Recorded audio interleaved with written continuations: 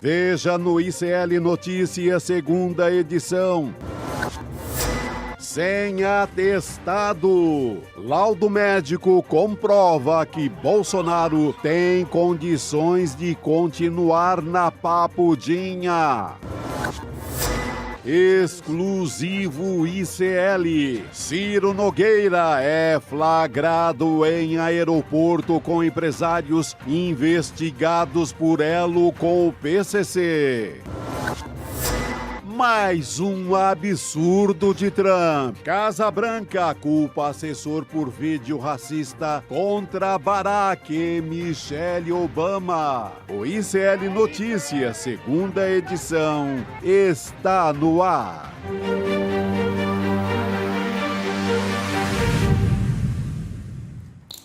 Olá, boa tarde. Seja muito bem-vindo, seja muito bem-vinda. O ICL Notícias, segunda edição, está começando. Estamos ao vivo em todos os nossos canais. Nessa sexta-feira, dia 6 de fevereiro de 2026. Ao meu lado, já tenho Juliano Medeiros e Chico Sá. Nossa formação de sexta-feira está completa. Boa tarde para vocês, meninas. Boa tarde, Gabi. Boa tarde, Chico. Boa tarde, Gabi. Estamos. Como é que a Laura Cote falou no Urgente? Que hoje é pré-carnaval, então é sexta-feira de pré-carnaval. Podemos considerar. Que específico. O espírito já é esse, já estamos no frevo. Bloquinhos pelo Brasil aquecidos já. Sempre uma desculpa pra gente já entrar no ritmo de carnaval, né? É importante buscar esse tipo de desculpa, né? A gente trabalha muito. Claro que sim, até porque o nosso cenário político é sempre muito pesado. Mas a gente começa o N2 falando de uma notícia que, na verdade, não é muito boa para a família e para o clã Bolsonaro, né? Só não vai Jair, é isso? Só não vai Jair. Só não vai Jair. Tá certo. Quem manda cometer aquele pecado? Já que a gente está falando de blocos de carnaval, que todo mundo vai sair para curtir, nesse caso... Só não vai Jair. Chico.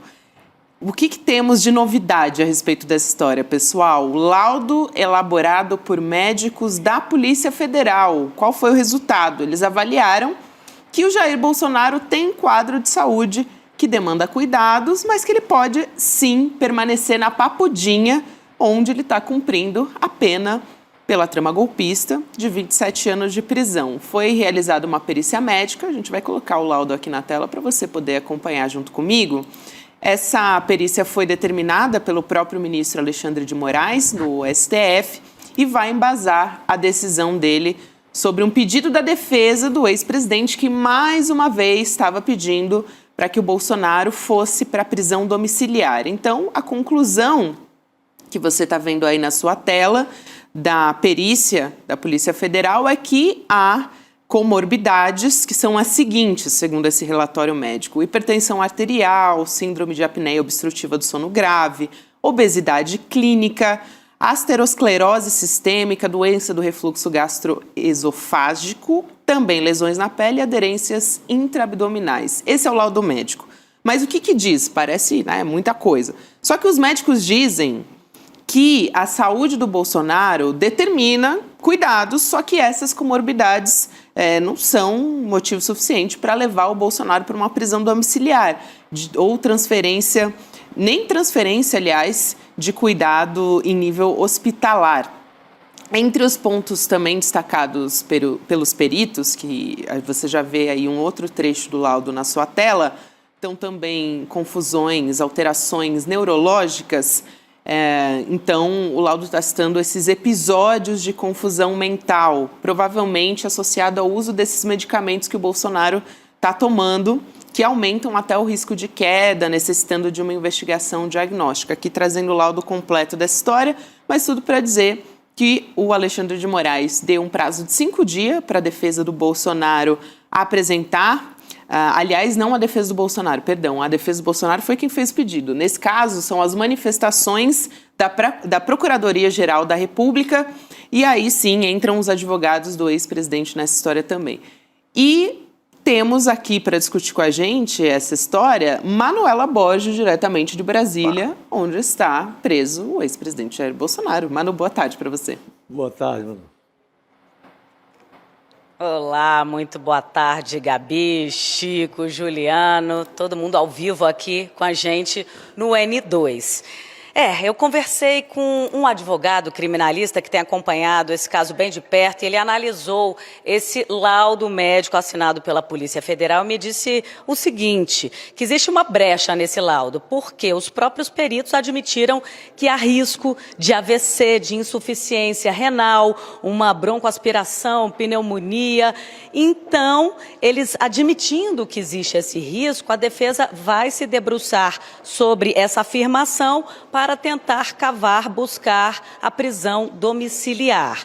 Vamos resgatar que a ex-primeira-dama, Michele, fez uma peregrinação lá no Supremo, bateu nos gabinetes dos ministros para tentar convencê-los de que Bolsonaro precisaria ali de ter um acompanhamento 24 horas por dia, alguém do lado dele, mas o fato é que existe um corpo médico também à disposição lá na Papudinha. Inclusive instalaram um botão do pânico lá na carceragem onde ele está, no quarto, né, naquele flat, na verdade, né, que maior, inclusive o levantamento feito pela Folha de São Paulo mostra que 70% dos domicílios em São Paulo não tem a metragem onde Bolsonaro cumpre a sua prisão.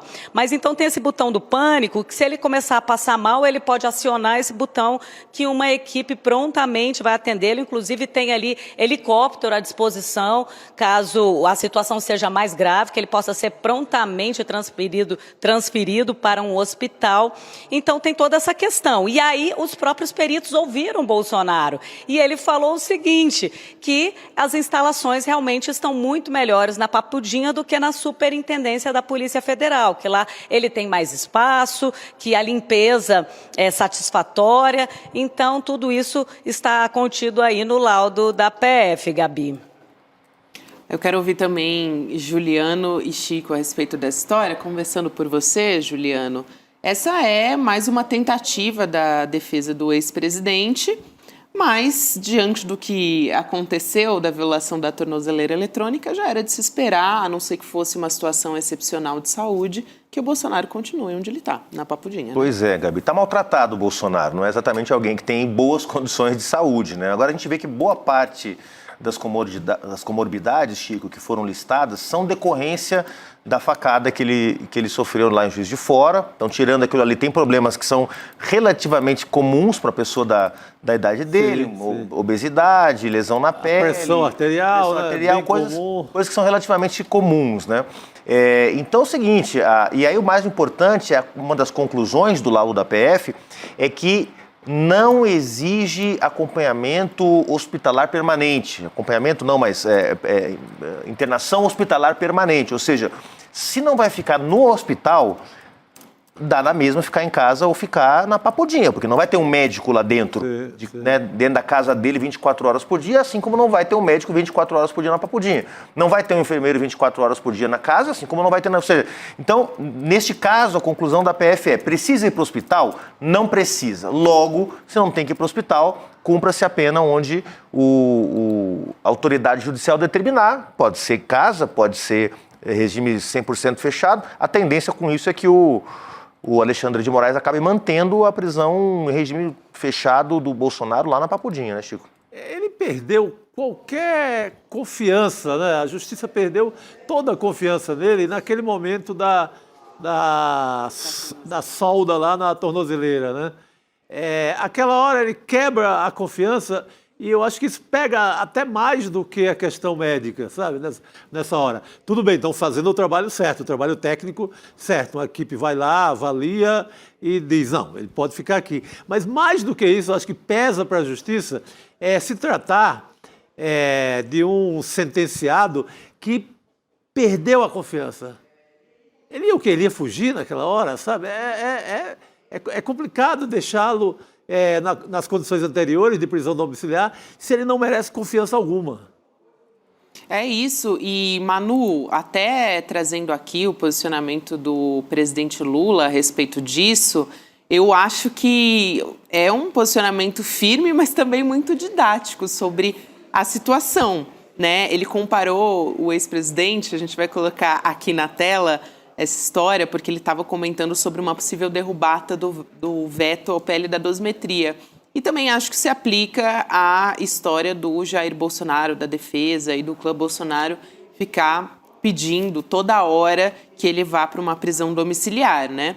Mas no caso do PL da dosimetria, seria mais ou menos um caminho por aí, porque a ideia era reduzir justamente a pena dos condenados pelos atos golpistas. Então, o que disse o presidente Lula à TV Aratu? Abre aspas. Você acha que se você tiver um cachorro louco e soltar ele, ele vai ficar mais manso? Ele vai morder alguém. Esse cidadão tentou destruir a democracia brasileira. Esse cidadão, que foi condenado a 27 anos e 3 meses de cadeia, tinha um plano para matar o Lula, o Alckmin e o Alexandre de Moraes, fecha aspas. Então, eu acho que é nesse sentido, né, que eu estou falando de ser didático, né, Madu, dele dizer, o que vocês acham que vai acontecer se o Jair Bolsonaro for solto, inclusive dizendo para a nossa democracia, né, o quão danoso vai ser, Manu? Perfeita a analogia do presidente Lula, né? Agora, aqui no Congresso, o que a gente sente é que esse PL da dosimetria, o veto vai acontecer a partir do mês que vem, inclusive começa a trancar a pauta, então os deputados e senadores têm que se debruçar sobre a análise desse veto e eles dizem com todas as palavras que, claro, foi a maioria que votou, com ampla maioria, eles votaram para aprovar esse projeto de lei ali na última semana do ano legislativo e agora tem que se fazer valer a vontade dos parlamentares. Eu até cheguei a questionar com o senador Marcos Rogério, que é da base bolsonarista, e perguntei se a anistia teria mais espaço nesse ano eleitoral. E ele disse que, por enquanto, ainda não tem esse clima para pautar a anistia, que a dosimetria já estaria suficiente nesse momento. Então, é isso, vamos resgatar que o ministro Gilmar Mendes, ele também foi provocado por um advogado que não era parte no processo a conceder essa prisão domiciliar e o Gilmar Mendes também negou esse pedido justamente porque o próprio advogado não fazia parte ali do processo, né? Mas agora cabe ao ministro Alexandre de Moraes decidir se daria essa segunda chance para Bolsonaro, ele que violou as medidas cautelares já lá desde o início, né? Não só derretendo a tornozeleira eletrônica, mas foi um histórico ali de violação de medidas cautelares que o levaram para a prisão em regime fechado. E aqui nós estamos falando de uma situação, Manu, em que seria de fato uma excepcionalidade completa, né? O Chico Sá sempre lembra aqui, quer dizer, ele só está nas condições que está porque violou todas as medidas cautelares alternativas que foram impostas. Olha a imagem, a boa e velha imagem da tornozeleira com a solda aí, né? Agora, o presidente Lula, eu acho que também, como é muito didático, como mencionou a Gabi, é sempre capaz de traduzir situações complexas de maneira muito simples, vai ter esse desafio nas próximas semanas, né? Porque não está claro ainda se a Câmara dos Deputados vai para uma linha de manter o que vinha fazendo no semestre passado, que era votar projetos absolutamente impopulares, a lei do autolicenciamento, a dosimetria, a PEC da blindagem, ou seja, a Câmara dos Deputados, o Senado, ficou votando um monte de matéria impopular que não tem nenhuma relação com os interesses do povo brasileiro. Vai voltar agora, já no começo do ano, o Congresso votando a derrubada do veto do presidente Lula à dosimetria? Bom, essa semana já aumentaram um monte de salário acima do teto. A gente comentou isso aqui ontem, né? Então, quer dizer, também é um termômetro, né? É um termômetro, como Alexandre de Moraes vai se manifestar, provavelmente pela manutenção, pela rejeição de qualquer recurso da defesa do Bolsonaro. Na sequência, a votação da Câmara também, outro termômetro, da Câmara e do Senado, do Congresso, outro termômetro para saber se a toada da insensatez com a qual a Câmara dos Deputados e o Senado andaram no ano passado continua esse ano, né? Testes para o presidente Lula e para o Alexandre de Moraes, né? E aí, na sequência, a gente também vai poder ver como é que se movimentam esses atores com toda a crise que está instalada na direita, né? Aliás, Juliano, uma crise que não passa, né? Falando em crise na direita, a gente tem novidades sobre essa crise, né? Porque o governador de São Paulo, o Tarcísio de Freitas, está passando por uma série de negociações, ele é do Republicanos, e ele está passando por negociações que podem até ampliar esse atrito com os Bolsonaro. Na semana passada eles estavam de bem, né? Porque o Tarcísio manifestou aquele apoio público ao Flávio Bolsonaro, mas ele está montando a chapa à reeleição em São Paulo, a apuração que é do jornal O Globo. E essa história ela ganhou força depois das articulações que foram lideradas justamente pelo Flávio Bolsonaro, que defende que o PL tenha candidatos próprios para os governos estaduais, e isso está fortalecendo uma cobrança para que o Tarcísio migre para o PL, para a legenda do Jair Bolsonaro. Só que o Tarcísio não quer, óbvio, porque se ele for para o PL, ele pode perder aquela alcunha que foi um personagem aí da imprensa que colocou no Tarcísio, né, de bolsonarismo moderado, o bolsonarista moderado. Então, segundo ali a avaliação dos aliados, o Tarcísio teme concorrer pelo PL, porque isso colocaria nessa posição mais à extrema da direita e pode demonstrar para o eleitorado paulista dar um sinal que ele não gostaria, justamente porque ele é candidato à reeleição. E também, só para fechar essa explicação, a sigla do ex-presidente está buscando desbancar o PSD, do Gilberto Kassab, e indicar o vice também nessa corrida à reeleição. Então, o plano é o PL conseguir mais espaço nessas chapas regionais, está trabalhando para isso, né? Enquanto isso, Tarcísio quer gente mais do centro.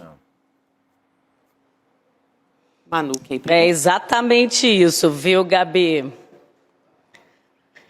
É exatamente isso que o PL busca, esse protagonismo, dominar aí essas costuras dos partidos de direita e agora impor essa vontade para que o Tarcísio saia do Republicanos e migre para o PL, que é o partido do ex-presidente Jair Bolsonaro. Isso também para tentar fortalecer a pré-candidatura do Flávio Bolsonaro ao Palácio do Planalto, porque ele tendo realmente ali um parceiro, um governador do PL, isso poderia fortalecer o palanque eleitoral no estado paulistano. Mas eu conversei também com pessoas próximas ao Tarcísio que relataram o seguinte, que ele está muito ele está não está gostando dessa pressão que está sendo imposta, principalmente pelos filhos do Bolsonaro, já que o pai está encarcerado. Ele tá muito insatisfeito com essa cobrança, mesmo porque até outro dia ele estava sendo ali vítima de ataques da família Bolsonaro e agora essa pressão para se ajoelhar para fazer o que a família Bolsonaro quer, justamente para chegar ali nesse extremismo dos partidos de direita, né? Ele que quer se manter ali no centro, buscar o apoio, ele que já tem esse apoio de empresários, da Faria Lima, e aí ele buscando o extremismo, ele poderia perder apoio, e o Tarcísio que agora constrói a sua marca própria no estado de São Paulo, ele que é do Rio de Janeiro, se filiou e mudou de endereço para se candidatar no estado de São Paulo, mas a avaliação é de que ele já conhece bem o estado, que ele começa a ter ali a sua marca, a sua administração, e ele não quer ficar subordinado e a vida inteira ter que está pagando continência para a família Bolsonaro, especialmente para os filhos que o atacam de forma reiterada.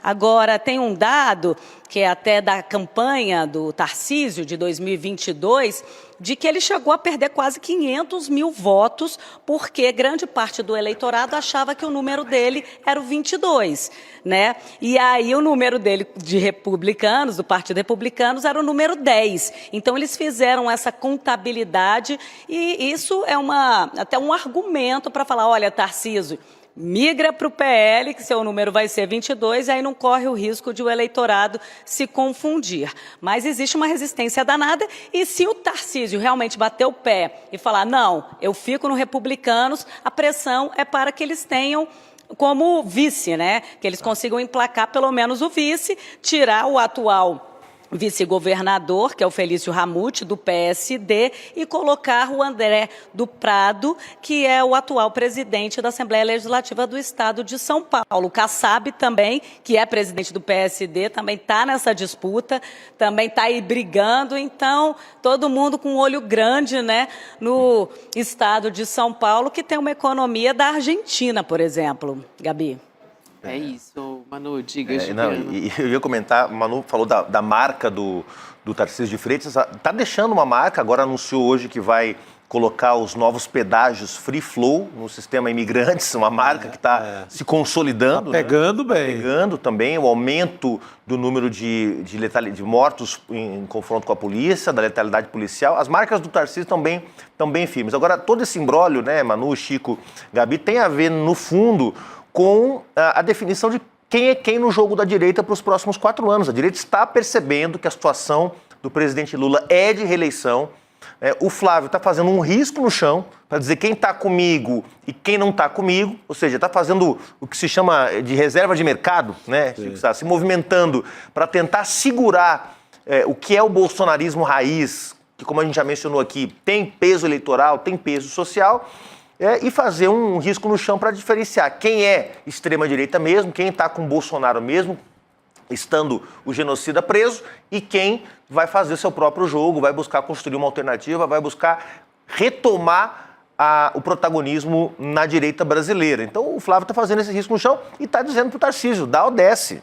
Ou você está com a família Bolsonaro, então vem para o nosso partido, se ajoelha aqui, vai seguir nossas regras e nossas leis, ou você está com a velha direita, com o velho centrão, e vai ser o nosso inimigo a partir de agora.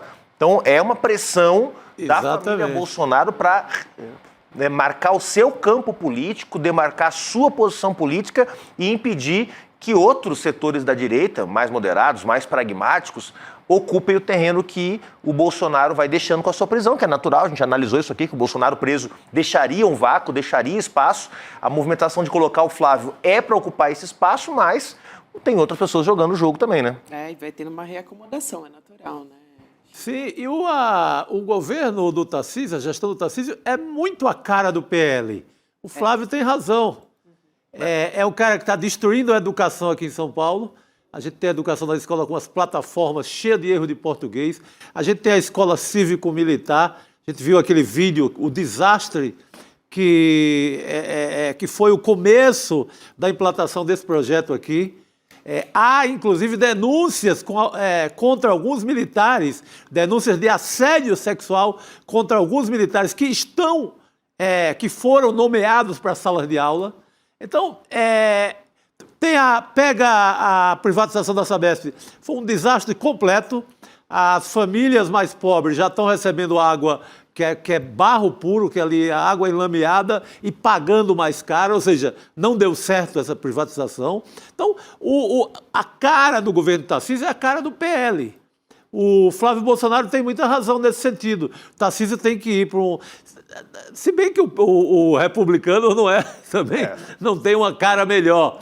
Mas é mais centrão, né? É um partido que não está na mão do Bolsonaro. Não tem aquela, digamos, uma feição mais extremista. E o PL tem... O governo Tarcísio é digno do PL. Ele tem que correr para lá. É isso mesmo. E existe esse esforço justamente do Tarcísio para não ser classificado como parte, né? Mas não pegou, né? Aquela coisa que os colunistas da nossa mídia hereditária tentaram emplacar no Tarcísio, colar no Tarcísio o rótulo de bolsonarismo moderado, não colou, né? Porque em alguns momentos ele foi muito mais mão pesada do que o próprio Bolsonaro.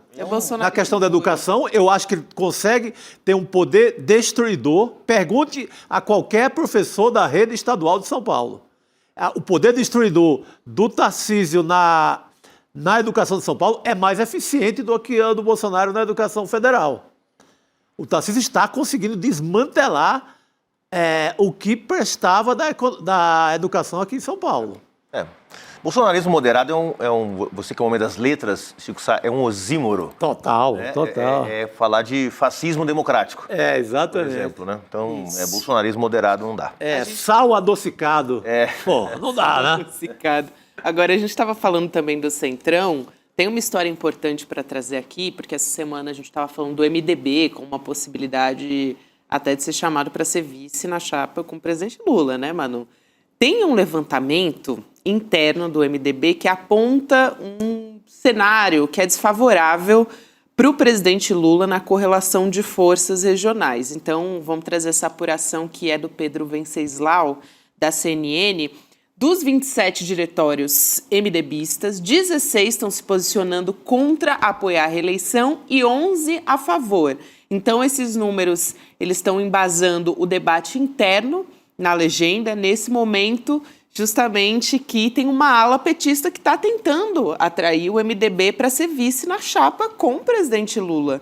Esse levantamento serve como uma referência interna justamente para saber como é que vão se posicionar os filiados numa eventual convenção se a decisão fosse colocada para votação. E aí, em caráter reservado, um dirigente MDBista ironizou o assédio, ele chamou assim, né, ao partido como uma oferta da vaga de vice. Vou abrir aspas. Ele disse o seguinte: podemos conversar se eles convidarem o Michel Temer para ser vice. Fecha aspas, gente. Então, vocês imaginam. E aí, só para fechar essa história, o partido, segundo a cúpula do MDB, o partido está querendo ficar neutro e liberar os líderes locais para apoiar quem quiser. Mas é um negócio que pega muito mal, né, Chico? Mas mereceu a piada. Quem era do PT que está em busca do PMDB merece ouvir essa piadinha, né? Mas o Juliano antecipou ontem aqui, não tem jogo para o PT nos diretórios do MDB. 16 contra 11, eu até achei muito voto, 11. 11, né? Eu achei que estava mais em desvantagem ainda, porque o PMDB está ali no caixa, é a turma do caixa mesmo do Centrão. É muito mais lucrativo liberar e cada um fatura no seu estado. Provavelmente essa conta engloba os 3 estados do Sul, os 4 do Sudeste, né, são 7 já, Centro-Oeste, muito dificilmente algum diretório do Centro-Oeste, onde o agronegócio jamais, é forte, apoiaria, e deve ter aí um ou outro da região norte, né? E quem manda mesmo, os baleia-rosses da vida, estão contra, então não adianta. São Paulo, o MDB de São Paulo, o MDB do Rio tinha um peso, né? Mas depois de tudo que aconteceu com o Sérgio Cabral já não tem o peso que tinha antes, né? Então a decisão passa por aqui mesmo, né, Manu? Entre a cúpula petista, um dos nomes que está sendo cotado é o do Renan Filho, que ele já faz parte do governo, ele é ministro dos Transportes, ele é filho do senador Renan Calheiros, de Alagoas. Então, esse seria um dos nomes que eles estariam aí cotando para assumir a vice. Mas aí tem um outro problema. E o que vai fazer com Alckmin, que o vice-presidente, que é ministro da Indústria e Comércio, fez grandes entregas nesse governo, e aí ele sairia para Senado? Então, ele poderia ficar descontente, ele que conseguiu aí abrir o comércio e trazer novos acordos comerciais nesse governo, importantes. Então, tem essa saia justa. Agora, o MDB é um partido estratégico, conseguiu eleger 42 deputados em 2022, 10 ou 11 senadores, se não me engano. Tem uma força grande, tem 3 governadores eleitos, 2 deles têm o apoio do presidente, fazem parte aí do apoio ao presidente Lula, que é o Helder Barbalho, do Pará, o Paulo Dantas, de Alagoas, e o governador Ibanez Rocha, que é de Brasília, faz oposição. Então, teria já 2 palanques já, né? No Nordeste, historicamente, claro, eles vão buscar ali o palanque junto ao presidente Lula. Mas, para além do MDB, que também já faz parte do governo, né? Com 3 ministérios, transportes, cidades e planejamento, ele não vota 100% com a base governista. Então, tem essa questão, né? Porque é fiel, mas nem tanto. Mas é importante, sim, claro, conquistar o apoio do MDB, até para construir essa base de apoio caso o presidente Lula seja reeleito e consiga votos aqui dentro do Congresso Nacional para aprovar medidas importantes. Mas, além do MDB, também precisa costurar o apoio com PDT, PSB, PSD, partidos ali que estão mais ao centro e que vão fazer toda a diferença para uma possível reeleição do presidente Lula, Gabi. Manu, que bom ter você aqui com a gente nessa sexta-feira, minha querida. Vamos te liberar para sextar. Na semana que vem a gente conversa de novo. Valeu, Manu. Valeu, acabei de voltar de Sampa. Mal voltei e já estamos aqui nesse congressão. Mas é isso aí, gente. É isso aí, Manu. Porque ontem a gente cantou muito, né, Gabi? É verdade. Mas a voz tá boa, segue boa. É isso aí, gente. Ótimo fim de semana. Um beijo grande. Adorei estar com vocês aí em São Paulo. Me convidem que eu volto, isso hein? aí. Por favor, portas abertas. Bom final de semana para Manu Borges também, pessoal. E a gente vai fazer... Ela está se referindo à comemoração ontem do Eduardo Moreira, que a gente nosso até colega. contou aqui Nosso colega que fez 50 anos ontem. A comemoração, né? Comemoração. Ainda vem aí no dia 11 de fevereiro a data oficial, mas já comemoramos. Vamos seguir comemorando, né, gente? Boa assim, quando a comemoração dura semanas. No meio do carnaval. A quinzena Eduardo Moreira. Bom demais, muito bom. Bom, gente, a gente estava falando agora de assuntos relacionados às eleições. Eu também quero trazer aqui uma outra notícia que é bastante política. Na verdade, é uma notícia que perdura até hoje, mas é uma tragédia, até eu não gosto de usar essa palavra, né, tragédia ambiental, porque quando a tragédia ela é causada por uma empresa, ou enfim, por um outro ator, então fica difícil falar em tragédia, né? Só se for uma tragédia anunciada. Mas aconteceu entre 2018 e 2023, pela Braskem, né? Os bairros inteiros em Maceió que foram ali vítimas de rachamento de casas, desocupação forçada, afundamento de solo, enfim, uma extração que aconteceu de salgema pela mineradora Braskem. E tivemos o trabalho de Heloísa Vilela para acompanhar a população, ouvir a comunidade a respeito desse assunto. A gente tem até aqui o print, né? A gente colocou na tela a imagem justamente de tudo que foi impactado ali na região. A Elo Vilela produziu uma série especial e a gente tem um trechinho sobre o que ela descobriu por lá e vamos colocar aqui na tela. Vamos lá. A maior petroquímica das Américas havia fundado 5 bairros de uma das mais importantes capitais turísticas brasileiras. E pior, a Braskem, causadora do desastre, virou a dona do lugar. Não era nunca, jamais, para o infrator ser dono daquilo que ela infringiu. Apesar do cenário triste na vizinhança e de tanta gente já ter ido embora, Cássio se recusa a sair da casa onde viveu a vida toda.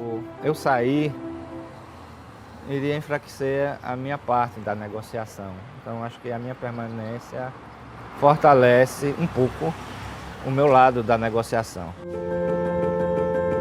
Por anos, o morador do bairro do Pinheiro foi procurador regional do trabalho. Hoje aposentado, tenta usar os conhecimentos da lei para conseguir negociar uma indenização melhor do que a Braskem oferece.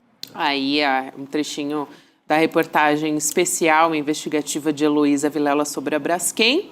E essa é uma das discussões que a gente traz na aula que a gente vai ter na semana que vem, junto com o Gessé Souza e também o Lindener Pareto, sobre o Pacto da Impunidade. Tem tudo a ver com esse assunto, com a reportagem que a Elo Vilela fez. E é uma aula aberta da nossa pós-graduação aqui do ICL. Então, você pode participar se inscrevendo em icln2.com.br. Deixe o seu e-mail que você vai ser avisado que a aula está começando no dia 12, 8 horas da noite, quinta que vem. Anota aí na sua agenda já para não perder.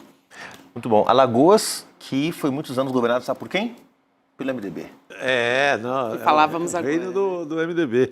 E além da grande reportagem da série da Elo, a gente tem o livro novo da Cristina Serra, nossa colega aqui, chamado Cidade Rachada, também é sobre esse tema, esse desastre político. Exatamente. Gente, Vamos nessa, então? Vamos nessa você, né? Vocês ficam, Isso. Porque temos que receber agora o nosso grande Vai nessa, Rodrigo nesse Viana. caso, né? Bom pré-carnaval para vocês, pessoal. Bom Valeu, pré-carnaval. professor. Valeu. Rodrigo Se Viana joga no chegando aqui. bloquinho. Já se jogando, né? Dá É, pra se já jogar, sair daqui já sexta-feira. direto pra bagaceira. Bloquinho de notícias. Aqui a gente ainda está no bloco Tá no bloquinho de notícias. Rodrigo, bem-vindo, boa tarde para você. E vamos tacar pau nas notícias, então? Vamos continuar nas Bora, notícias. taca-lhe pau. Eu tava me lembrando de um bloco que tem um nome legal, né? Chama Imprensa que eu gamo, né? Ah, um olha, bloco de jornalista. Tem muitos, Imprensa que eu muitos gamo. bons, né? É. Principalmente Eu os gamo. nomes dos blocos do Rio de Janeiro, eu acho que são especialmente bons. É isso. Tem uma lista que, olha... Não, eu você tá querendo dar colocaria notícia e eu falando de bloquinho de carnaval. Ah, Tá mas meia tá coisa. tudo bem, a gente Vambora. tá em Eu vou começar a falar do Nós Sofre, mas Nós Goza, lá do Recife. Então é melhor, vamos embora. Vamos embora. Isso é bom também. Vamos seguir aqui, vamos embora. Falando também ainda de questões relacionadas à justiça eleitoral, o plenário do Supremo Tribunal Federal formou maioria para permitir que casos de Caixa 2 sejam punidos 2 vezes na justiça eleitoral, como eu disse, e também por improbidade administrativa na justiça comum. O Caixa 2 é aquele que acontece quando valores recebidos ou valores gastos em campanha não são declarados na justiça eleitoral e pode configurar crime eleitoral nesse caso, né? Então a gente tem uma atualização, vamos dizer assim, um pouco antes das eleições, né, Chico? Então não vai ser mais apenas resolvido com um pedido de desculpa, como o Onyx Lorenzoni pediu verdade. desculpa ao Sérgio Moro, e ele disse, não, tudo bem e tal, você é uma boa pessoa, pediu desculpa, não tem mais crime de Caixa 2 contra você. Meu Deus do céu.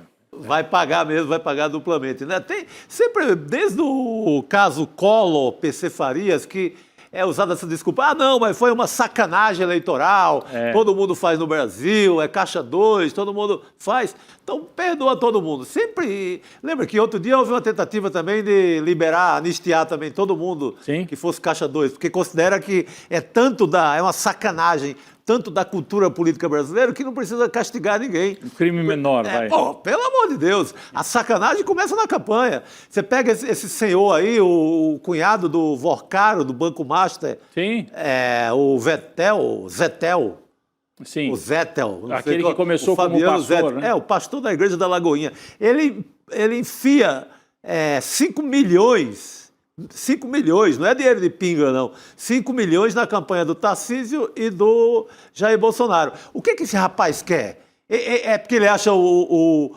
Tarcísio bonito? Ou ele acha ali a pança do Bolsonaro elegante? Não é por isso. Tá comprando acesso aos Está governos. comprando acesso, está comprando bilhete ali para passear dentro do governo e fazer negócio. Então tem que punir mesmo. Caixa 2 tem que punir 1, 2, 4, 5, 6 vezes. É isso aí. Seguimos aqui, gente, ainda falando sobre decisões importantes. Essa semana, aliás, ontem mesmo falamos sobre isso, sobre aquela decisão do ministro Flávio Dino. O STF marcou para o dia 25 de fevereiro o julgamento definitivo sobre aquela decisão do Flávio Dino que suspendeu o pagamento dos penduricalhos ilegais nos 3 poderes. Só para relembrar, apesar da gente já ter conversado muito sobre isso, o Dino ele concedeu uma liminar para determinar que as verbas indenizatórias, sem base legal, devem ser suspensas no prazo de 60 dias. E os penduricalhos são aqueles benefícios, né, que são concedidos aos servidores públicos, e aí a gente está falando de servidores públicos não dos que ganham pouco, né? A gente está falando Da elite do seu. da elite, exatamente. Turma que já ganha lá na faixa dos 40, que já está furando o teto teto é passando dos 46. É isso aí. É o caso aqui dos procuradores municipais da cidade de São Paulo, que além de ganhar acima de 46, recebem um imoral auxílio chamado auxílio iPhone. Cheque. Pô, vá! Vai pra. Auxílio iPhone é difícil, hein?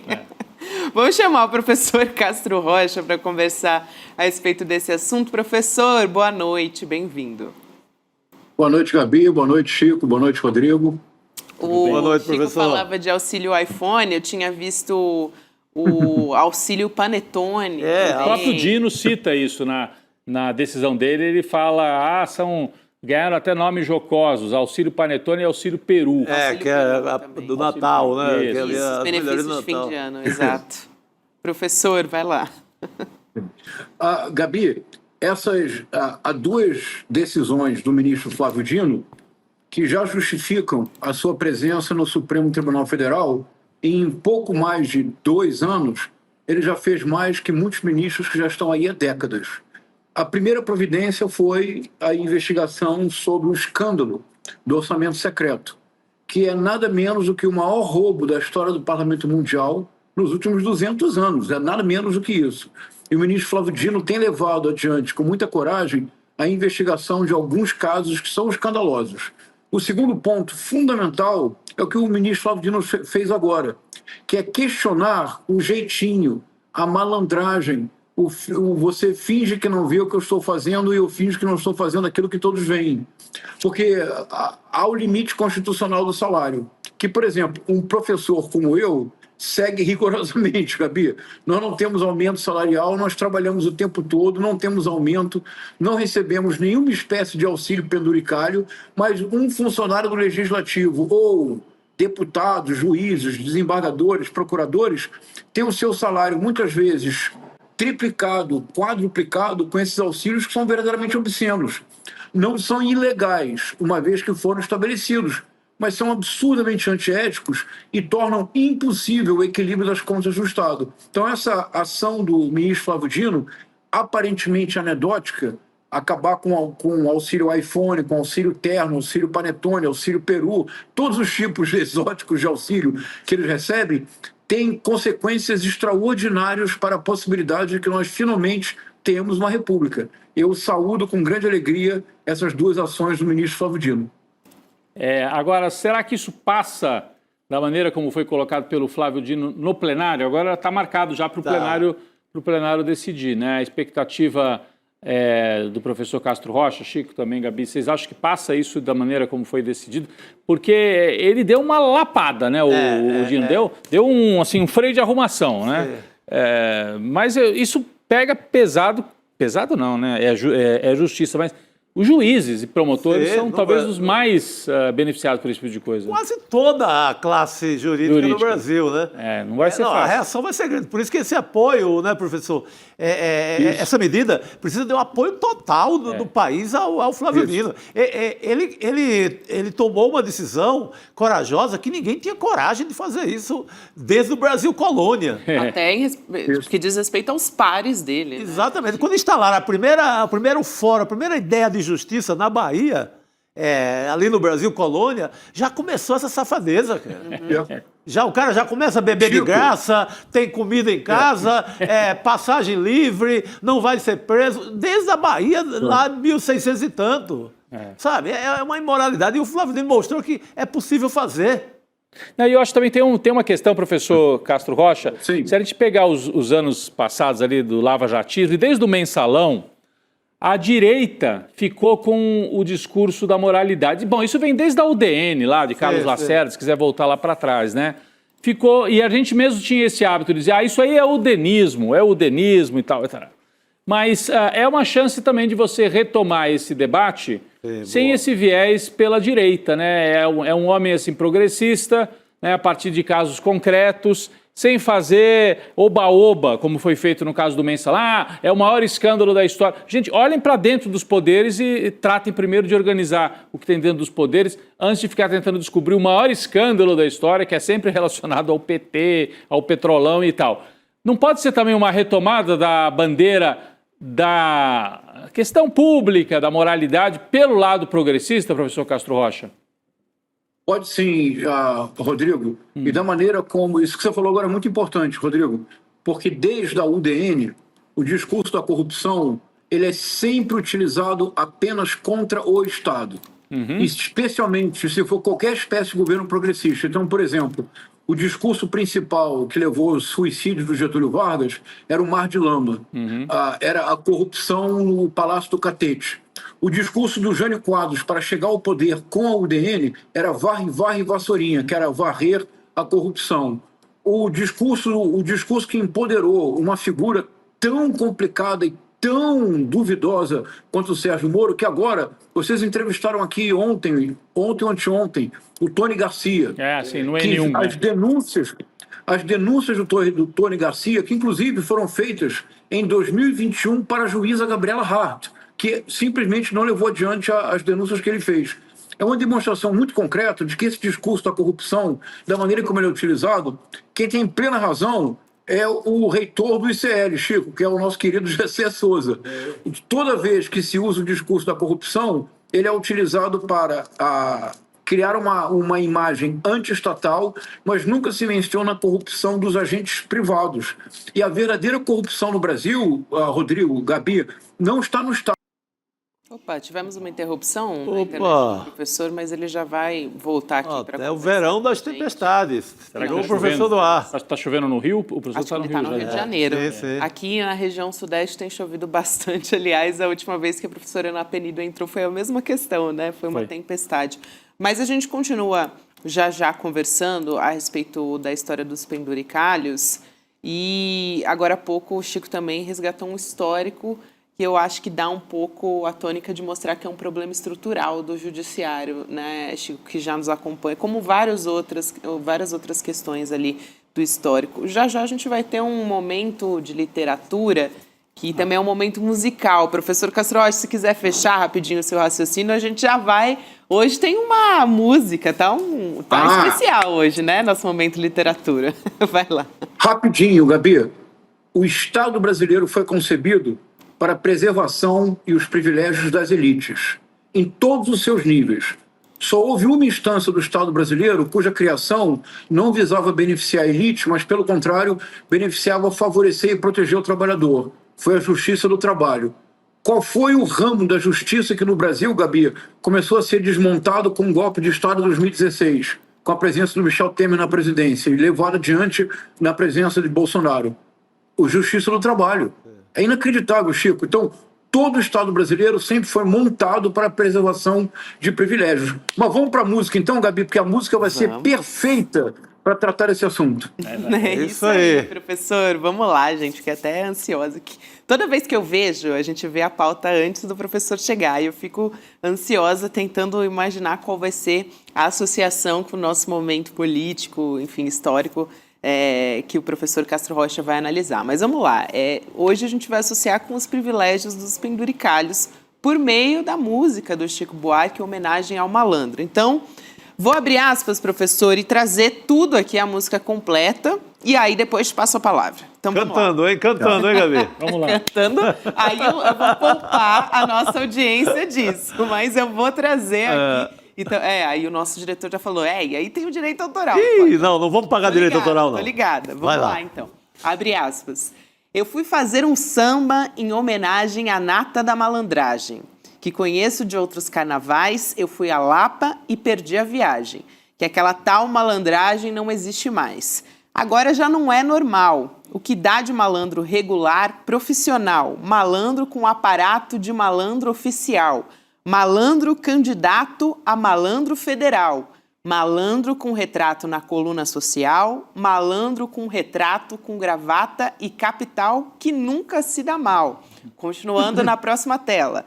Mas o malandro pra valer não espalha, aposentou a navalha, tem mulher e filho e tralha e tal. Dizem as más línguas que ele até trabalha, mora lá longe e chacoalha num trem da central. Professor.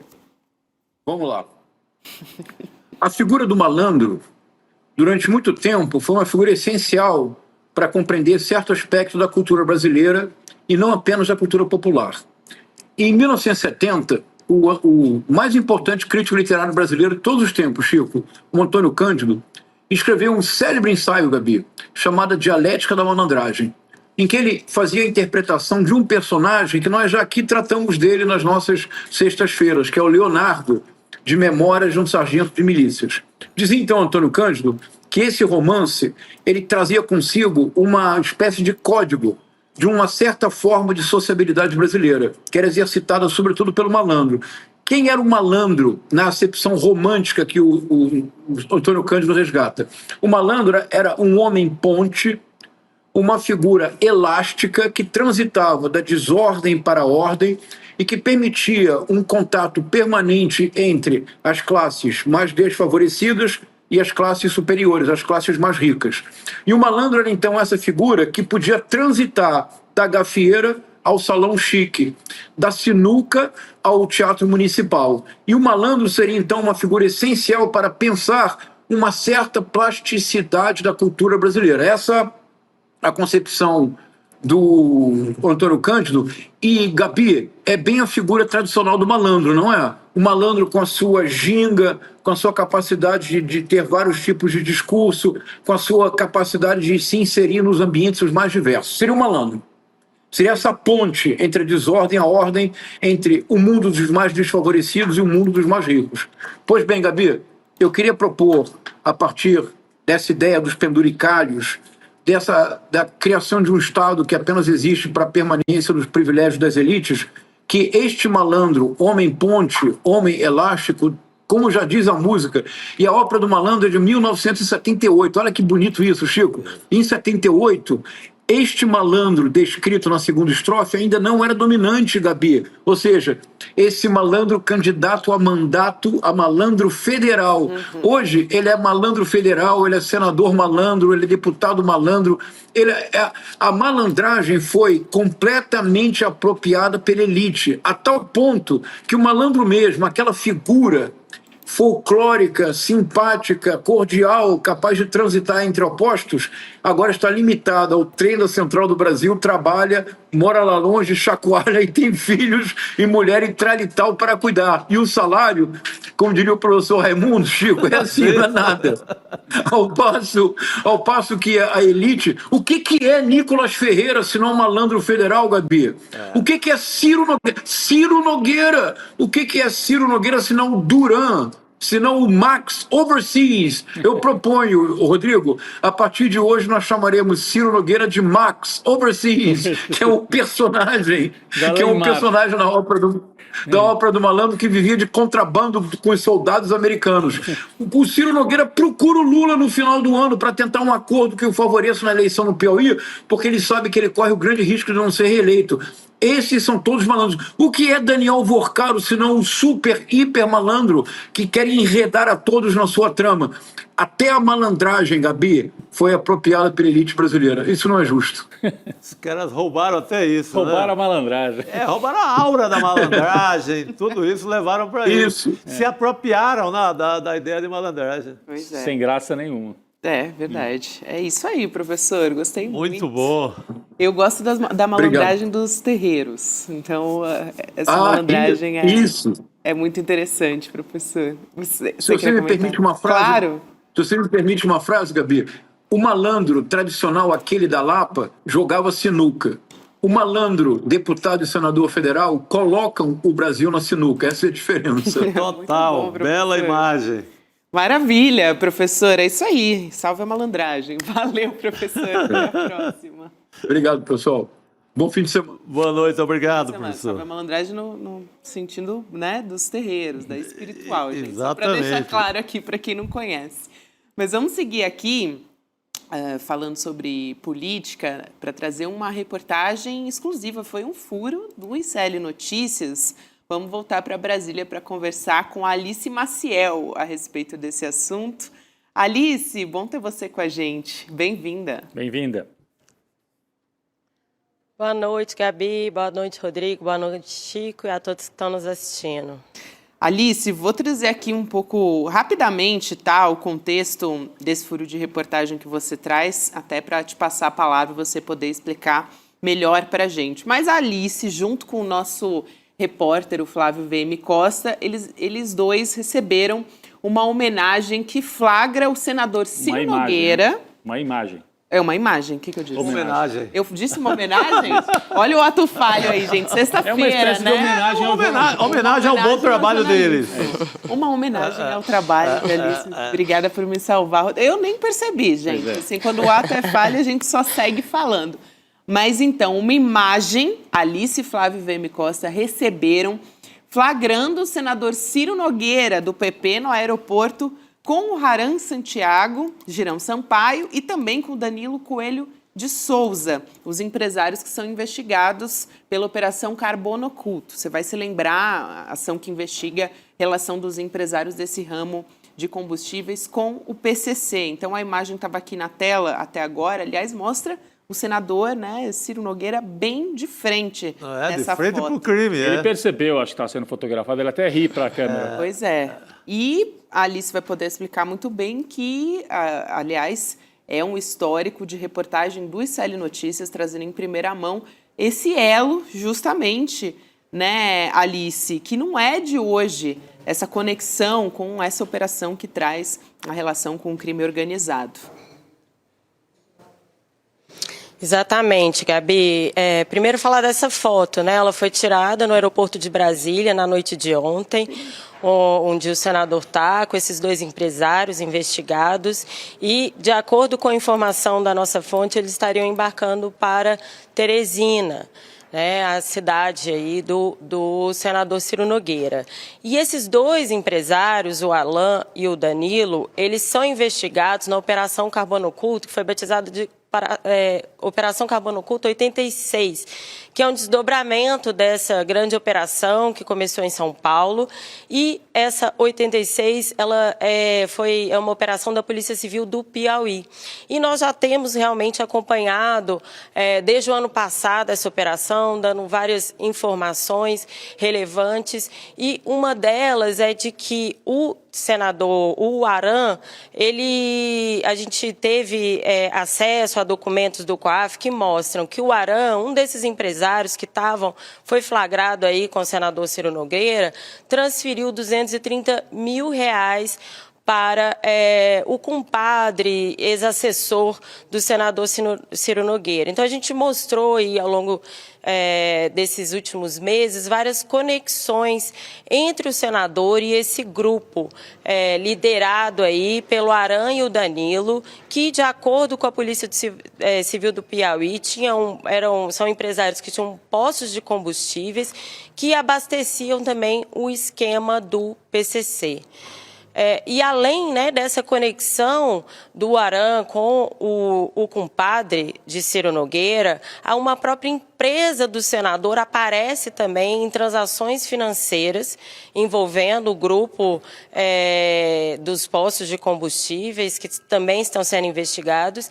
E o irmão do senador uma empresa do irmão do senador dividiu o endereço também com o posto de combustível do Aran e do Danilo. Então, a gente mostra aí, são várias conexões, e ontem eles estiveram juntos aqui no aeroporto de Brasília.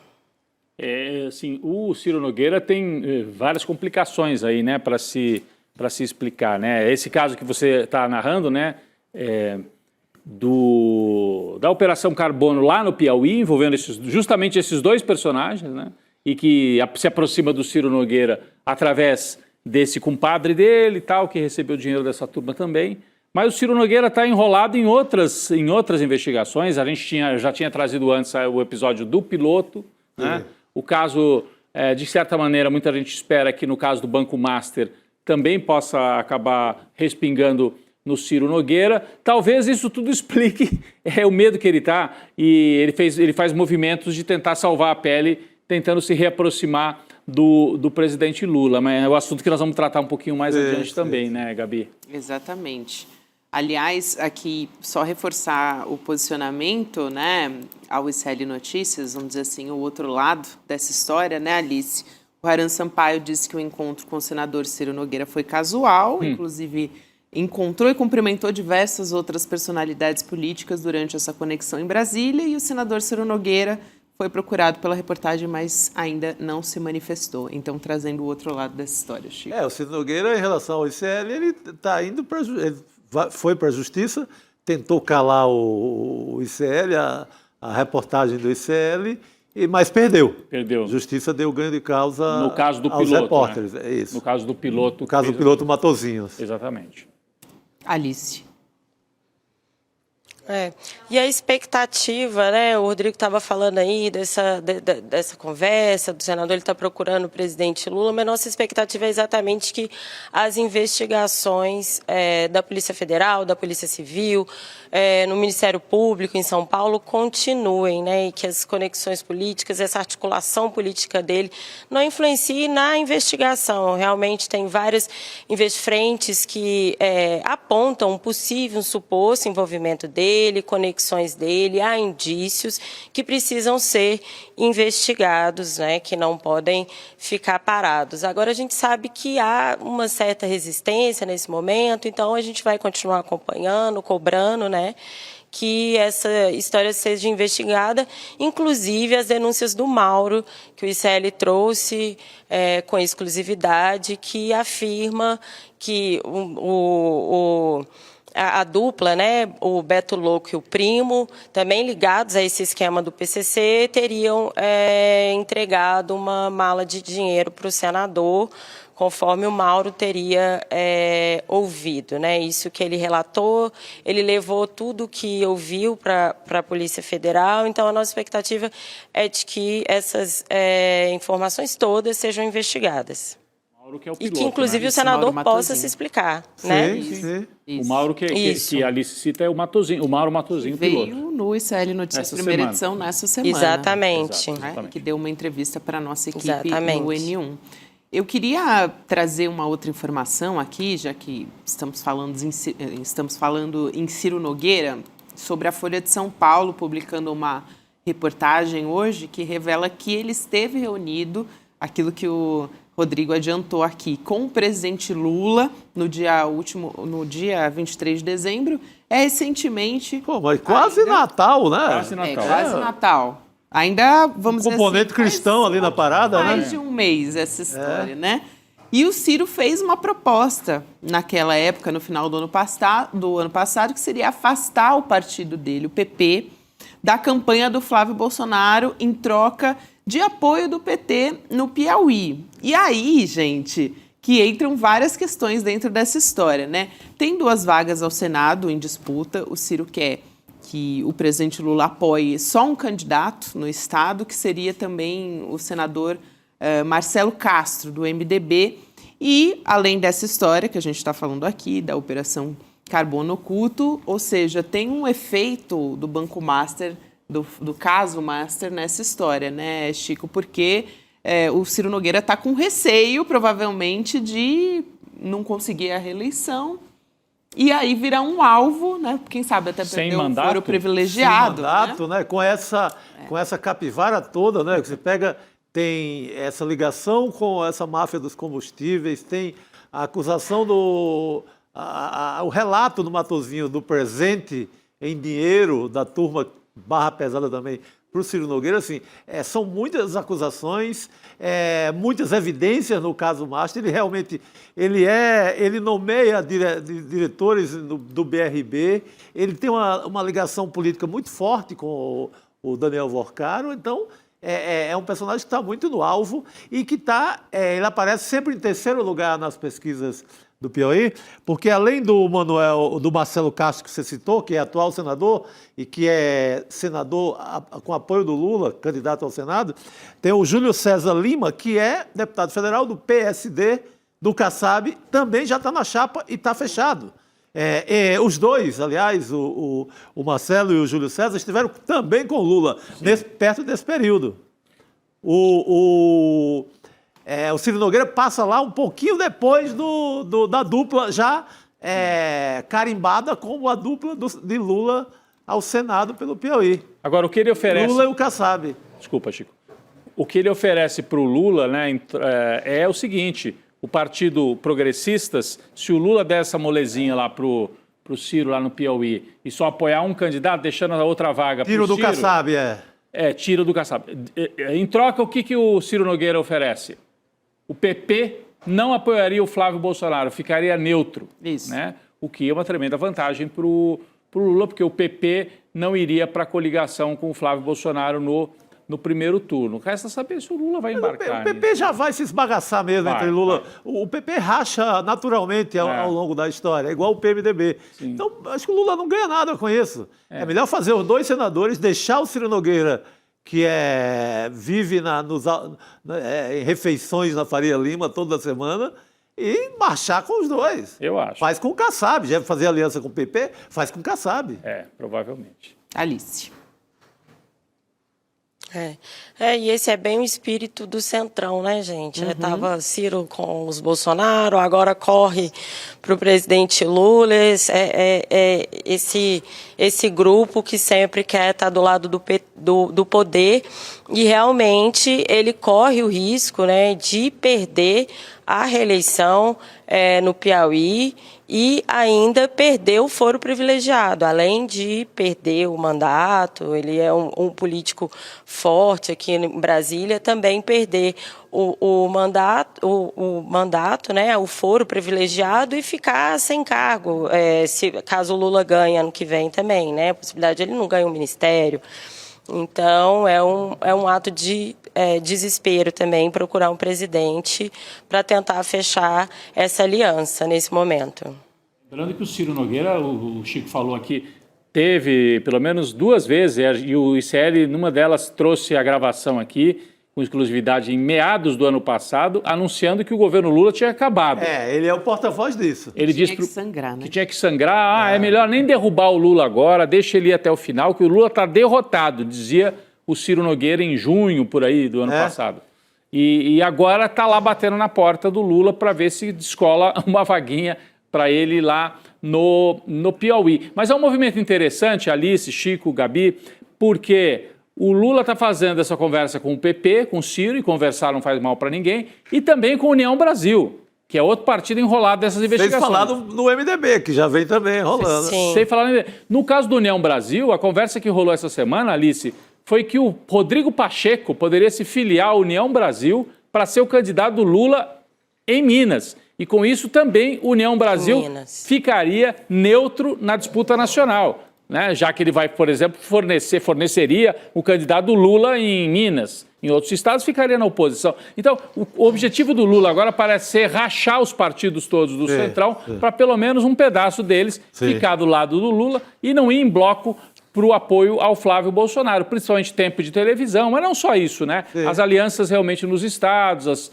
né, com prefeitos, com governadores, tentar dividir um pouco esses partidos. Então essa operação, no caso do Ciro Nogueira, é desespero dele, como a Alice definiu muito bem. Mas tem um cálculo também eleitoral do Lula de que vale a pena conversar e tentar rachar esses partidos para a eleição de outubro.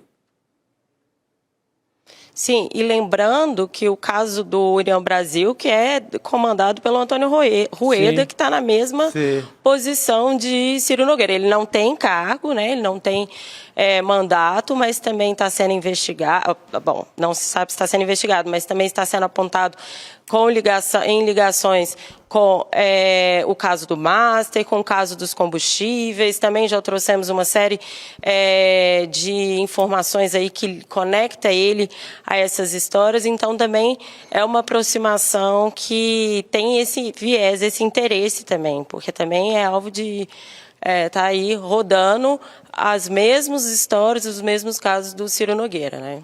Então nós estamos ainda no meio da montagem desses palanques, né? Então, nós estamos assistindo tudo isso ainda. E ao mesmo tempo, vários fios do Banco Master estão sendo puxados, né, Rodrigo? Exato. Os palanques estão sendo formados e novos desdobramentos do caso Master aparecem. E aí eles têm que recalcular toda a rota, muitas vezes. O caso Master e a investigação Carbono Oculto, com seus desdobramentos aí no Piauí específicos, mas de uma maneira geral, são 2 assombrações aí que vêm junto com a eleição de 2026. Em muitos estados, os políticos estão sendo assombrados por essas investigações. Né? Tem gente que está tendo muito pesadelo em Brasília com as 2 operações. Isso. E são casos que se conectam, né, gente? São histórias que se cruzam em várias, tanto em personagens, como em empresas, fundos de investimentos, fintechs. É verdade. Acho que ainda tem muito a ser revelado aí, a entender onde que elas se cruzam, né, com as conexões desses 2 casos. Isso aí. Alice, muito bom ter você aqui com a gente. Alice Maciel, nossa repórter investigativa diretamente de Brasília. Bom final de semana, Alice. Obrigado. Abração, gente. Um ótimo final de semana para vocês. Obrigada. Até a próxima. Boa noite, querida. A gente já vai conversar com a Cristina Serra. Eu quero convidar vocês a acompanharem a nossa revista Liberta. Vocês lembram daquela pesquisa que o ICL fez recentemente? Falamos sobre vários recortes dessa pesquisa, mas basicamente ouvindo pessoas em todo o Brasil, mais de 10 mil pessoas em diversas áreas, porque o objetivo é fazer um raio-x mesmo sobre o que pensam os brasileiros. Estão saindo artigos dentro da revista, trazendo informações exclusivas, análise sobre essa própria pesquisa também, sobre cada uma dessas temáticas, né? E a edição dessa semana, além da pesquisa, está trazendo uma informação exclusiva. O Leandro Demore analisou documentos e descobriu que Lula não ligou para Jeffrey Epstein, conforme foi noticiado pela imprensa. Então, é uma matéria que vai sair essa semana. Nossa, na importantíssimo, que tentaram fazer um auê em torno disso, desse falso telefonema, no período que o Lula está preso em Curitiba. Já sabia que ele não tinha acesso ao telefone na cela, mas sabe que notícia contra Lula é fácil se plantar. Parece aquela propaganda de adubo. Com maná, em se plantando, tudo dá. Contra o Lula, vinga, né? Então era um ramal aí de fake news que estava começando a vingar, e o Demore traz essa importante revelação. Eu quero ler também. Vai lá em icl.com.br/revista para você conseguir acessar. A assinatura é bastante acessível também. Acho que é uma das revistas mais acessíveis do país. Aliás, se não for a mais acessível hoje para ter acesso às nossas análises também no papel. Aquela coisa, eu acho tão prazeroso. Saúde, Chico Sá. No final de semana, poder ter acesso a artigos, né? Aquele momento assim de mais tranquilidade no final de semana para poder digerir o noticiário da semana. Bom, vamos seguir? Adiante. Aqui conversando, adelante, né? Rodrigo Viana. Vamos chamar Cristina Serra para conversar com a gente. Aliás, nosso primeiro assunto é bem indigesto, viu, Cris? Mas bom ter você aqui com a gente. Boa noite. Boa noite. Boa noite, Gabi, Rodrigo e Chico. Poxa, bota indigesto nisso, né, Gabi? Nossa, nem fala. Não sei se vocês viram essa notícia do Donald Trump postando em rede social um vídeo com uma montagem racista que representa Barack e Michelle Obama como macacos. É isso mesmo que vocês estão acompanhando. A gente tem aqui um print até dessa postagem. A gente vai dar uma olhada colocando aí na tela. Então, esse vídeo ainda mostra outros políticos democratas que são representados como animais e o Donald Trump sendo retratado como um leão. E no final do vídeo, todos os políticos retratados como animais, eles se curvam diante do Donald Trump.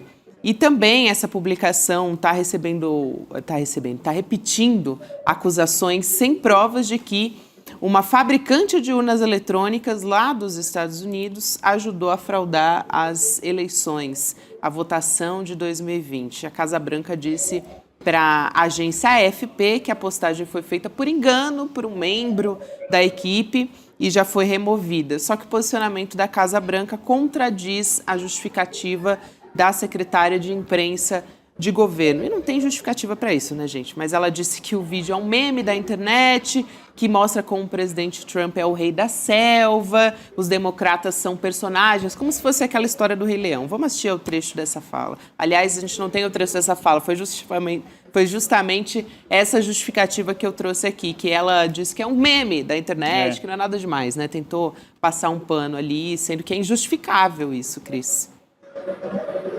Gabi, quando eu acordei e abri o celular, a primeira coisa que passou na minha tela foi essa imagem. Eu falei, isso é brincadeira de mau gosto, claro. Isso é uma montagem, é uma coisa falsa, isso não é verdade. Porque não dá para acreditar que ele tenha feito isso, né? A primeira reação é essa, mas ele fez, e não tem nada de meme, não tem nada de acaso, não é erro, não é gratuito, isso tudo é para criar um clima, né, de, em primeiro lugar, desumanização dos candidatos democratas, dos políticos democratas, e essa campanha de desumanização, de colocar todo mundo na vala comum, dizer que nada disso tem importância, que é só um meme, isso, tem gente que fala muito melhor do que eu sobre isso, que estuda isso, né? Isso tudo faz parte de uma estratégia, né, para transformar a política nesse caldo em que tudo é permitido, tudo pode, tudo vale. Não é, né? Não é assim. Mas por que o Trump é mestre nesse tipo de ferramenta da comunicação, né? Isso tudo está ligado às eleições nos Estados Unidos, eleições de meio de mandato, né, que é uma crise contratada, né? Os republicanos, Trump, seus assessores, têm deixado absolutamente claro que eles vão roubar nessas eleições. Eles é que vão roubar nas eleições, né? Mas o que eles têm dito? Que os democratas roubaram em 2020, que Trump ganhou em 2020 e que agora não vão deixar os democratas roubarem mais uma vez. Steve Bannon tem dito isso com frequência, tem falado disso o tempo todo. E mais que isso, disse que o ICE, né, a milícia do ICE, estará nos locais de votação. Outra mentira, né, que imigrantes ilegais têm votaram em 2020 e por isso Trump perdeu. Gente, você quer uma mentira mais deslavada do que essa? Como é que um imigrante em situação ilegal vai votar? Não vota, não vota. Mas, enfim, todo esse caldo de mentiras é para criar esse ambiente desestabilizado, né? Um ambiente de instabilidade no país, com vistas às eleições de meio de mandato. Os republicanos, o governo Trump, estão trabalhando fortemente para isso, para, se for necessário, se for o caso, se perderem, vão virar a mesa. É o mesmo roteiro adotado aqui, né, pelo Bolsonaro, inclusive, só que aqui, bom, eles registraram nas reuniões, deixaram todo o roteiro registrado, chamaram aquele argentino para contestar as urnas, contrataram aquele instituto do voto para dizer que as urnas não prestavam, prepararam todo o terreno para disseminar dúvidas e para plantar gente também na porta dos quartéis. E todo esse caldo de cultura acabou gerando o 8 de janeiro. Nos Estados Unidos, de certa maneira, isso já aconteceu no Capitólio, talvez sem tanto preparo, né, Cris? Dessa vez ele está preparando mais ainda o terreno para justificar uma virada de mesa. E primeiro tem a eleição parlamentar agora de meio de mandato, né? Será que nós vamos ter eleição mesmo? Porque as pesquisas que eu tenho acompanhado aqui mostram que ele pode tomar uma surra daquelas, assim, o violenta. Silas Andrade, Rodrigo, acho que complemento o que você está falando aqui no nosso chat, diz que é uma cortina de fumaça, na verdade, levando em consideração, por exemplo, esses documentos do caso do Jeffrey Epstein, que é algo que é um calcanhar de Aquiles do Donald Trump. Mas daí, então, eu vi algumas pessoas falando disso, queria até ouvir vocês. Não, olha, o Trump já está enrolado demais no caso do Epstein, acusado de pedófilo, então ele prefere ser chamado de racista, é isso? Quer dizer, ele deixa de ser... Para ele deixar de ser chamado de pedófilo, ele quer ser chamado de racista? Eu acho que no eleitorado dele, ser chamado de racista até é um elogio. É melhor do que ser pedófilo? Ele joga no campo dele. Racista é o que...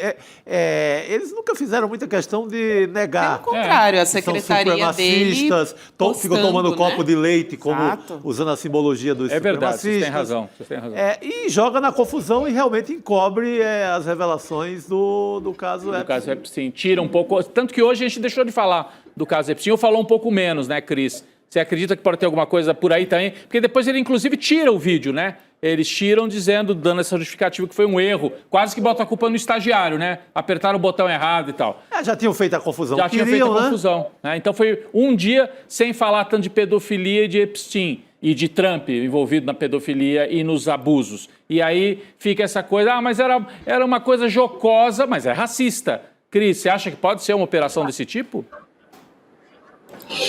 Eu acho que, bom, vamos por partes. O caso Jeffrey Epstein vai fazer um estrago, eu acho, já está fazendo um estrago grande em uma parcela grande do eleitorado do Trump, que é aquele cristão conservador, né, norte-americano, que vai para a igreja toda semana e não sei o quê, que acredita mesmo que o Trump está aí para salvar os Estados Unidos do comunismo, para salvar do demônio, para salvar dos imigrantes que são demônios que vão para os Estados Unidos, né, para estragar o país e a vida dos norte-americanos, né? Então, para esse eleitorado, né, mais, digamos assim, crédulo, né, porque existem essas pessoas que acreditam mesmo, né, que o Donald Trump tem esse objetivo de salvar o país. O caso Epstein, né, essa rede de abusos sexuais que esse cara comandou, isso faz um estrago. Agora, ele publicou essa imagem racista para abafar a repercussão do caso Epstein? Eu não sei, pode ser que sim, mas de qualquer maneira não surpreende que ele faça isso, né? Porque o Trump já fez outros memes racistas e ofensivos, ou já disse ou muitas outras coisas racistas e ofensivas, né? Tem uma questão de timing aí, pode ser que sim.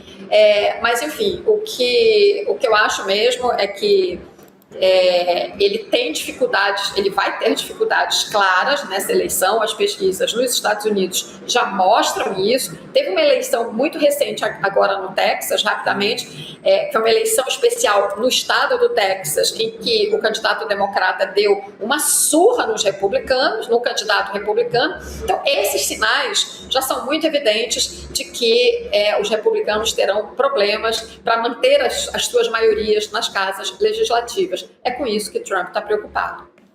É isso. Cris, importante aqui essa sua colocação também. A gente vai continuar acompanhando todos esses desmandos no entorno do governo Donald Trump. Muito obrigada. Até semana que vem, querida. Obrigado, Cris. Obrigada, pessoal. Bom fim de semana. Boa noite, querida. É isso. Aliás, muita gente comentando sobre o absurdo a respeito disso e sobre como o Trump ele não respeita até a liturgia do cargo que ele representa, enfim, e sobre o eleitorado Trump ter justamente aquilo que você falou, né, o Chico, às vezes é até um elogio, né, vindo do eleitorado dele, diz muito sobre a base. O Ricardo aqui, nosso editor, lembrando que o Trump, ele sempre diz que há racismo nos Estados Unidos contra os brancos. É o racismo reverso, né? Então, um grande defensor do racismo reverso. Essa figura. Não pode fazer uma brincadeira? Não pode, isso é racismo, mas esse é o discurso deles. Né? Agora, isso é um racismo mais do que descarado, né? Explícito. Parte da postagem aí do Donald Trump, explícito. No popular é o famoso arrombado, né? Esse é um arrombado? É um arrombado, né? Vamos no popular definir essa criatura aí, porque eu não aguento mais. O prensa... Vocês ouviram o pi que veio depois, né? É um arromba. Pi. Se tivesse prensadão, né, pegando os recortes do programa na sexta-feira, é isso, com certeza. Aliás, Chico Sá já é sucesso de prensadão, né, nas nossas redes sociais. Velho prensadão. Mas né? Sou amigo lá, eu compro um espaço lá no prensadão. Toda semana, né, Chico? Gente, mas assunto sério ainda aqui nesse N2, muito rapidamente, porque depois a gente ainda tem o CineCL nessa sexta-feira, mas o ministro Alexandre de Moraes determinou que o governo do estado do Rio de Janeiro deve enviar em 15 dias todas as imagens e gravações da mega operação nos complexos da Penha e do Alemão, a operação mais letal da história do Rio de Janeiro, que aconteceu no final de outubro e deixou mais de 120 mortos. Segundo a decisão, esse material deve ser encaminhado para a Polícia Federal, que vai ficar responsável pela perícia técnica e elaboração do laudo depois de assistir todos esses documentos. E a medida quer esclarecer as irregularidades dessa operação, verificar o cumprimento das determinações até do STF. Na decisão, o Alexandre de Moraes também determinou que o MP do Rio de Janeiro tem que esclarecer a atuação nessa mega operação também. Então, continuamos aí numa insistência do STF para ter respostas sobre esse caso. O Alexandre de Moraes, na época, foi até o Rio, lembra? Pediu a apuração, pediu as imagens. Até agora não entregaram, impressionante. Você acha que tem, né? Nessa altura não tem mais nada. A gente vai continuar acompanhando essa história, que logo deve ter novidades também. E comprometido Cine-CL, né? O assunto hoje tem a ver com o título da Supercopa. Opa, né? Agora que eu vi. Porque o filme, o documentário Democracia em preto e branco. Nossa, é maravilhoso esse Pedro Asbeg. Pedro Asbeg, exatamente. Esse documentário é sensacional. Vamos assistir um trechinho, Por Chico? favor. Depois quero ouvir seu comentário sobre isso também. Vamos lá. Olá, este é o Cine Liberta, um espaço para te ajudar a descobrir os filmes que estão disponíveis no nosso acervo. Na plataforma de CL, nós temos mais de 200 documentários brasileiros e internacionais disponíveis para os nossos assinantes. O filme de hoje é Democracia em Preto e Branco, um filme brasileiro que trata sobre futebol, política e rock and roll. Durante a década de 80, o Brasil ainda estava vivendo sob uma ditadura militar. Alguns jogadores do Corinthians começaram uma nova forma de gerenciar o time, usando o sistema eleitoral para tomar suas decisões. Ao mesmo tempo, o Brasil começava a lutar pelas diretas já. O filme é narrado por Rita Lee e tem depoimentos de jogadores que lideraram a democracia corintiana, como o Dr. Sócrates e o centroavante Walter Casagrande. Várias outras personalidades também participam, como o na época sindicalista Luiz Inácio Lula da Silva, o músico Frejá e os jornalistas Juca Kfouri e Marcelo Rubens Paiva, entre muitos outros. Fica por aqui, porque após a exibição eu vou conversar com o diretor, produtor e roteirista do filme, o Pedro Asbeg. Boa sessão. Que legal. Pô, sensacional, belo filme. Ele não cita, mas é tão importante quanto os citados, o Vladimir, Sim. jogador. Ele é, na verdade, o Vladimir que forma o Sócrates e o Casagrande. Porque o Vladimir já era ligado a sindicatos atletas, era mais politizado. Quem faz a cabeça do doutor, do Sócrates, é o Vladimir.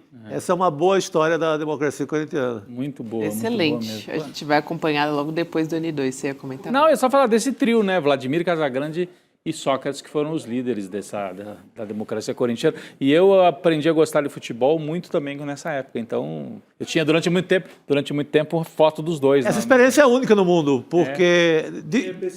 Opa! Olha só! Essa também é uma experiência única. Experiência única, o que é isso? Vamos ganhar um bolo assim? Eita ferro. Bolo com jurubeba? Será que combina? Pra quem não entendeu, gente, por que temos um bolo com uma vela com o número 3 em cima, é porque estamos completando aqui 3 anos de N2. Meu então, Deus parabéns do céu, pra que gente. maravilha. Parabéns para nós. Então vamos mandar um beijo N2. para Roberta e o Calejão, que começaram Verdade. no ICL2. Chico Pinheiro também, que passou por Chico aqui. Pinheiro, Calejão, Roberta. Eu cheguei ali nos primeiros momentos também. Chico. E toda a equipe, toda a nossa equipe que ajuda a fazer, o pessoal da técnica, o pessoal da edição, da produção, que também faz É uma o N2. grande equipe. É uma que grande faz Vai N2 vento, aqui. vai vento. Só, aliás, quem trouxe pra gente o bolo é o Rafa Aloy, né? Então também que faz parte aqui da nossa equipe. Eu vou conceder as honras de Chico Sá para soprar a velhinha de 3 anos, porque você foi o primeiro a chegar nessa de bancada. nós três é o mais antigo. Então, jurubeba vida desse longa, bolo. né? Isso. Oh, meu Deus. Agora eu... Ih, Rodrigo, voltou. Vai dar para todo mundo. Bom. Pronto, já está devidamente... Ih, gente, não vai. Essa vela é mágica. Nossa chama não se Não se apaga. apaga jamais. Não se apaga jamais. Vai permanecer aqui assim. Vamos nessa, pessoal. Obrigada especialmente a você da nossa audiência que nos acompanha diariamente aqui no N2 e que nos faz companhia, que façam cada vez mais vida longa ao Vida N2. longa. Vamos abrir a jurubeba, que eu já sei. Jurubeba com chocolate. Com chocolate. Maravilhoso. Sensacional. Tô louco pra comer um pedaço aí. E ó, é para carnaval, hein, gente? Juízo pra vocês, mas nem tanto. Até semana que vem. Viva o carnaval! Viva! E viva joga o aí. N2. Viva o N2 também. É isso aí. A elite brasileira nunca foi punida pelos seus crimes. Tanto no período colonial quanto no Império, os senhores de escravos eram a lei. Na República, os coronéis eram a lei. Na ditadura, os empresários que financiaram a repressão faziam a lei. Hoje, os grandes empresários, a elite do judiciário e a elite política fazem as leis. Mudam os nomes, mas o pacto da impunidade é sempre o mesmo. Na história do Brasil, parece que tudo muda para que tudo fique no mesmo lugar. No dia 12 de fevereiro, às 20 horas, eu e o professor Gessé Souza vamos dar uma aula inaugural aberta e gratuita. E o tema será o Pacto da Impunidade, porque as elites nunca pagam pelos seus crimes. Vamos revelar como funciona a blindagem dos poderosos. Será uma chance de você conhecer melhor a nossa pós-graduação.